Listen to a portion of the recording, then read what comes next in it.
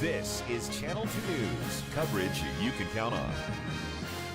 A Senate committee is hearing arguments over a bill that would restrict gun ownership in some cases while expanding Second Amendment rights in other situations. That is tonight's Channel 2 News big story at 5. Senate Bill 175 would prevent anyone convicted of domestic violence from owning a firearm. Good evening, everyone. I'm Wendy DeMonte. I'm Kristen Remington. Thanks for being with us tonight. This is a Republican-sponsored bill. It would also expand justifiable homicide. Obviously a complicated issue here. Paul Nelson was at today's Senate Judiciary Committee meeting, joins us now live from the Legislative Building. Paul, this is a pretty complex bill, right? It is complex, Kristen, and as you know, anytime there's a gun debate, there's strong opinions coming from both sides of the argument. And as you mentioned, one of the big issues coming in this bill relates to justifiable homicide. Criteria in statute that provides for the presumption of justified homicide. Senator Michael Roberson says SB 175 is important for the citizens of Nevada because it clarifies existing law.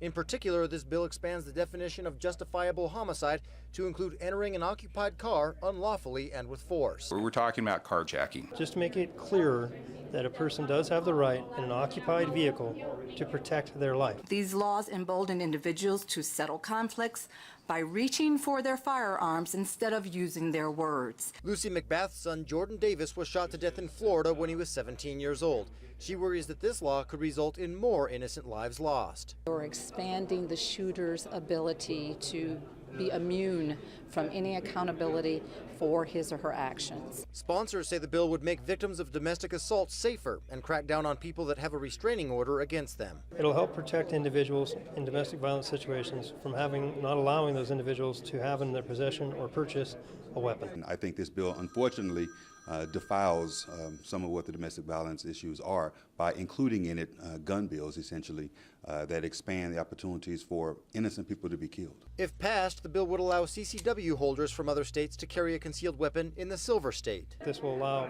freer movement of individuals when they travel. I would certainly believe that some states have lesser standards for how you qualify to obtain a CCW. And the question is, do we want to relinquish our own state sovereignty in determining who should be carrying a concealed weapon? Now, a lot was said today about the Stand Your Ground laws, and those are the laws that allow people to use deadly force before retreating. Well, the sponsors of this bill say that if passed, those won't be changed at all, but what it will do is it'll change the castle doctrine, and that allows people to protect their homes and their property. Covering the 2015 legislature live in Carson City, Paul Nelson, Channel 2 News.